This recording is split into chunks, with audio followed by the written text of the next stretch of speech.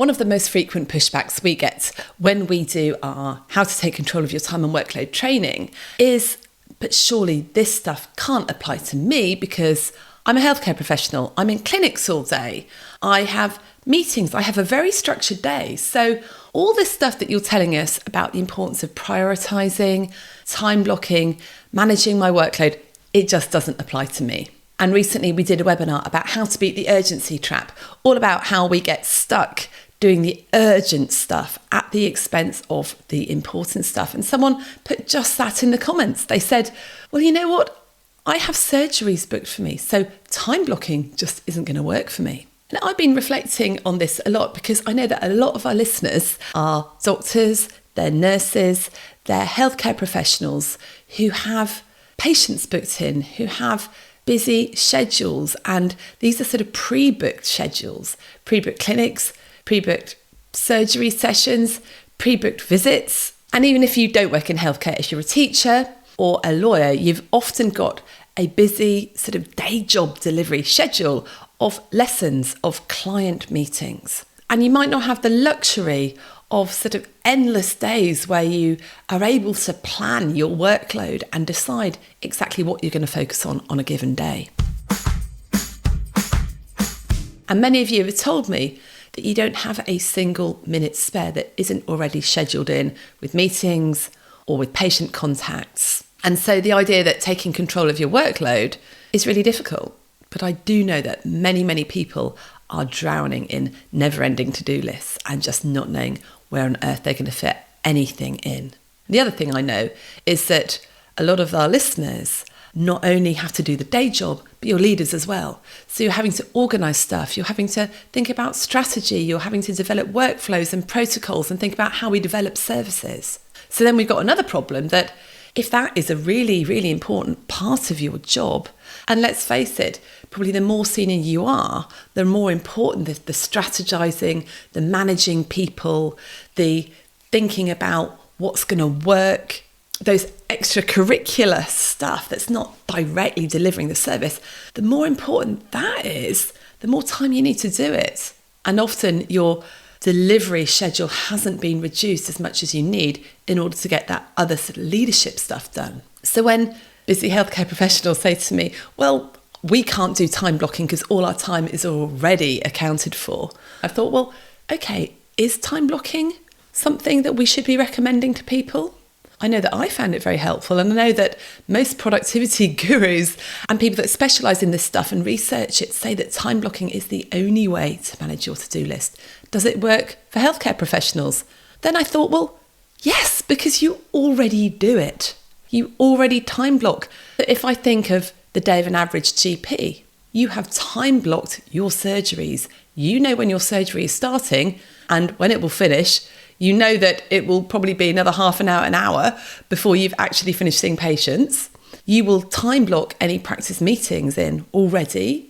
So you have already time blocked the urgent and important stuff, particularly the patient contact. You'll time block ward rounds if you're in hospital. You'll time block your exercise class if you go and do that in the evening. Or if you've got a dinner party, that will go in because you know you're doing that, you can't do anything else. So we already use time blocking. The mindset shift we need is that we also need to time block the other stuff as well. Now, those of you that don't know what time blocking is, that is simply, rather than just having a to-do list with a load of stuff you tick off, you actually put tasks directly in your diary with the amount of time it takes. So, for example, if I have to prepare a webinar, that might take me a couple of hours. So I will put an appointment in my diary for 2 hours for that particular preparation of the webinar.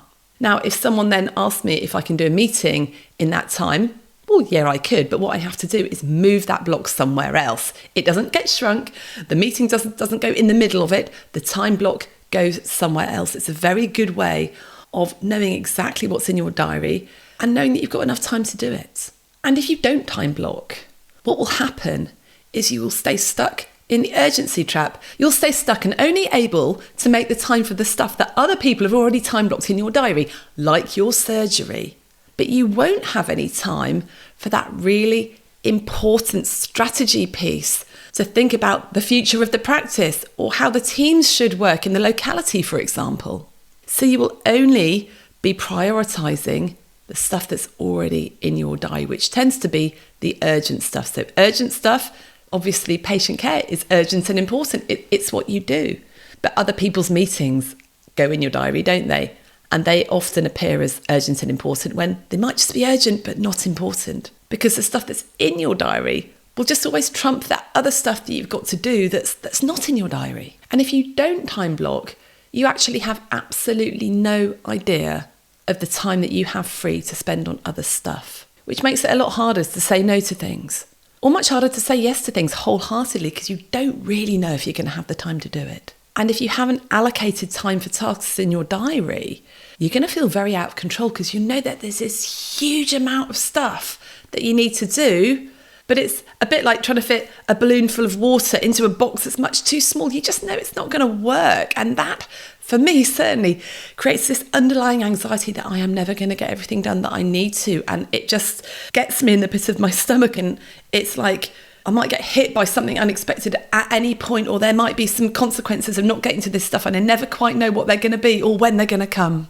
But if you do start to time block stuff into your diary, you will feel more in control of your workload. I've got an incredibly busy few weeks coming up, and there are some things that I need to prepare for, like the upcoming Permission to Thrive session and upcoming webinars. But I've time blocked the preparation time in my diary, so that stuff isn't worrying me because I know I've got time to do it. It genuinely helps me feel less stressed. I'm also able to say no with confidence. So if someone wants me to do something that's maybe not one of my priorities, and I would like to do it, but I look at my week and I know that there is no free time in that week, it's much, much easier to say no to that person, to say to them, I'm sorry, I'm at capacity at the moment. I can't get to that until then, or I won't be able to get to that now. Is there any other way you can get that done? It means I can just be so much clearer with people. Just like if someone asks you to go to a meeting and you're in theatre, you'll say, no, I can't do that meeting. I've got an operating list. It's clear, right? Clear is kind, as Brené Brown says. You will also become much, much more productive because you've prioritised what's really important, you've put it in your diary, and you're getting it done. And the other thing that you'll find happening is you become much, much more protective of your time because you can see exactly how much time stuff is taking you. You'll start to think, well, do I have a spare 2 hours to spend on that? And what can I be doing with that instead? What should be time blocked in there instead? And it will start to help you see what needs to be changed in your working week. Because if you are genuinely in a job where 100% of your time is blocked with meetings and client or patient facing stuff, then I would suggest you're never going to be able to do your job properly. Because we all need personal time for organisation, for learning, for CPD, for thinking time. And so there might be some changes that you need to make. You may need to have a chat with your colleagues or your line manager to carve out some time where you can put in stuff that you need to do. And I talk a lot about the importance of thinking time. And for me, this has been a real game changer. Time blocking time in my diary. Now, it might just be 10 or 15 minutes, but that is where I think about what I've got to do. I write notes on it. I plan stuff. This is the deep work. And again, in the Urgency Trap webinar, we got a lot of pushback when I talked about deep work and the need for thinking time. You know, we're healthcare professionals. We have no time for thinking time. My goodness, that is such a difficult place to be if you genuinely feel you have no time for thinking time. And that is the number one thing that will need to change for you. Now, don't take my word for it. I've got an excerpt here from the podcast with Graham Olcott, the Productivity Ninja, to talk a little bit about thinking time, how he does his weekly review, and just why this stuff is so important. And I started off by asking him, well, what about healthcare professionals? What about people who have to deliver a service? They've got the day job as well as everything else that they've got to do. I think a few things just around the edges of that, though. So one is, I think, even if you don't necessarily have lots of autonomy to use the best energy that you have in the day to apply to really difficult thinking tasks, because that's when your surgery hours are, for example, I still think getting that stuff out of your head, writing that stuff down, having a really good setup around, you know, what those tasks look like and just clarity around that stuff will actually just really help you manage any level of attention. So even when you're feeling a bit tired. So I use an app called Todoist, which is how I do all of my my second brain stuff. And one of my lists in Todoist is just called the mindless list. And the idea with that is these are things that I've thought about in advance, but they're all things that I can do when I'm half asleep. I don't need too much attention on them. So they're kind of like little things like going and doing some Google searching or ordering something off Amazon or like looking into that or just a quick email to this person or whatever. And of course, those are the sort of things that, like, if you've got that, if you're prepared enough that you have that kind of list and you have 5 minutes that you snatch in between appointments, you can do one of those things in that time. So there's all kinds of ways where just having a bit more structure will help you anyway.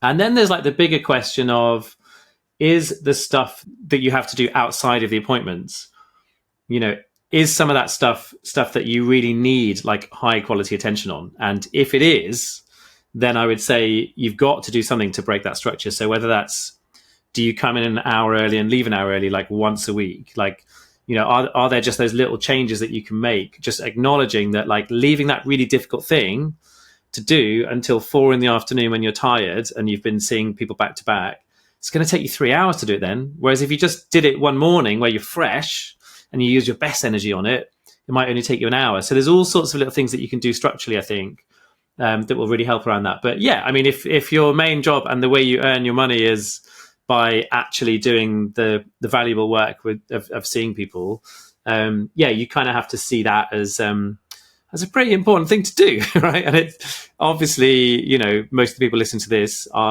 they're doing probably work that's much more valuable for society than most of the stuff that the rest of us do, but also probably more valuable than doing emails and sitting in meetings and all that other stuff too, right? I think there's got to be something to be said for those jobs they're so vital for a good society that I think we have to sort of view that work in a really kind of reverential, is that the right kind of word? I certainly do anyway, and I'm sure probably like when you're in the middle of doing that job you don't see it that way, but like absolute respect to all of you listening who are doing those kind of jobs. Well, that's really kind of you, and it is I think a real privilege to do a job where there is a real purpose to it. Like, you can actually directly see the people that you are helping doing that job. It does have a flip side though. It means that you maybe elevate the bits where you're actually seeing people above the bits where you're organizing yourself or strategic thinking, because actually a lot of the listeners, they're doing the day job, but also they're in positions of leadership. So they're directing healthcare for their local neighborhood or integrated care system or something like that. And actually, a lot of the time, actually, they'll have more impact in society in spending an hour doing deep work and thinking about strategy for a whole community than seeing 6 patients, for example. And we find it very difficult to prioritize that really important stuff over the stuff that comes at us really, really urgently. Yeah, well, I suppose that comes back to a phrase I use quite a lot around productivity, which is making space for what matters. I kind of feel like that is the essence of productivity, right? So, I mean, that's a really good conundrum that you pose there, where it's like, yeah, spending some hours doing deep work on stuff that's strategic, leadership focused is going to have this big impact. So if I was that person, it'd be like, my question to myself would be, right, how do I get 15 hours of that instead of 2, right? And how do I delegate some of that patient work? Or, there must be like a way of unlocking that, there's this kind of box of value in there and stuff, isn't there? So I would kind of think about it in that way. But then I suppose it's like, when it comes to the idea of making space for what matters, the trick is to have the time and the space to really evaluate that properly and really think about what matters. And that's the thing that everybody in whatever your job is struggles with day to day. And it's all about quality thinking time, quality thinking space. There's a couple of reasons for that. One is, I think we like the idea of taking time to think and plan and reflect and, look ahead and just really kind of think about stuff more intellectually. But we often don't have the structures or the kind of this sort of step-by-step guide to actually just make that happen in a really practical way. The second thing is there's a massive load of guilt around spending any time and space just in a thinking mode. We tend to view, activity, being online, replying to emails, all those things as being work. And then thinking as almost being this thing that's kind of separate from work. But there's a lovely quote from Henry Ford who says, thinking is the hardest work there is, which is the probable reason so few engage in it. And I think, we need to, in whatever our industry, like really kind of change this narrative around, thinking time and prioritization time and planning time as being like a luxury or being like an extra thing or being not work. We need to look at that as being the most important part of the work, right? And so I think changing that mindset is one thing. And then there's kind of practical tools, a lot of which I talk about in the book. And the one that probably makes the most sense and is most easy to explain is the idea of doing a weekly review. So having a time in your week where you almost have like a checklist. I literally have a checklist with mine, and you just go through certain questions like what's on my calendar, what's coming up in the next few weeks, like what's on my to-do list, what projects am I working on, what new projects could there be, or what new projects are there that I've not started. And just I go through these questions, and the aim of that kind of hour and a half is like not to do any work, but it's for me to feel like I'm in control of my work. I'm thinking about it rigorously and properly. And the other aim of it, of course, is that I can then close the laptop at the end of the week and know that I've got everything ready for Monday morning. And, I'm not going to have to sort of take that work home, think about it over the weekend. So for me, that's like, it's the time in my week where I probably think the hardest. And at the end of that hour and a half, it's the time in my week where I feel most in control, calm, like, ready for being able to kind of switch off for a couple of days, So I think that's just a really practical thing that, we can all do more of that quality thinking time, but just having a really good structure around doing a kind of weekly review and weekly planning session in whatever your role is, like, will just make a huge difference. One thing I think we need to do is think very, very differently about our to-do lists. And I've done a podcast about this before, but I'm going to leave you with this final thought, that we should see our to-do list as a river, not a bucket. What do I mean? Well, I first heard about this from the author Oliver Burkeman, who's written that brilliant book, 4,000 Weeks. And he was saying that he always viewed the list of books he had to read a bit like a bucket, like he had to start with the top one and just work his way down and get to the bottom of the bucket. But he realised there were so many books in this world that he really wanted to read, he was never going to get to them all. So he started to see them more as a river. And there's this river of books flowing past that at any point he can choose to read one if he wants to or not. And I think we need to take that mindset about our to-do list. There is always so much to do. We could do 1,000,001 things. We can always improve things. We could always make life better. We could serve people more. We could always be a better this, that, or the other, but there just isn't enough time in the world. And so rather than having all these things on our to-do list and seeing it as a bucket that we've got to get to the bottom of, what if we saw it as a river? There are things that we definitely are going to take out of that river because they are important to us.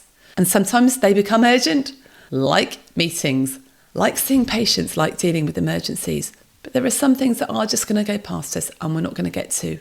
Why are we not going to get to them? Because we are human beings and we only have 24 hours in the day. So start to time block your diaries. Start to make time for thinking time and see all those tasks that you've got to do as a river. You choose the ones that are going to really move the dial for you.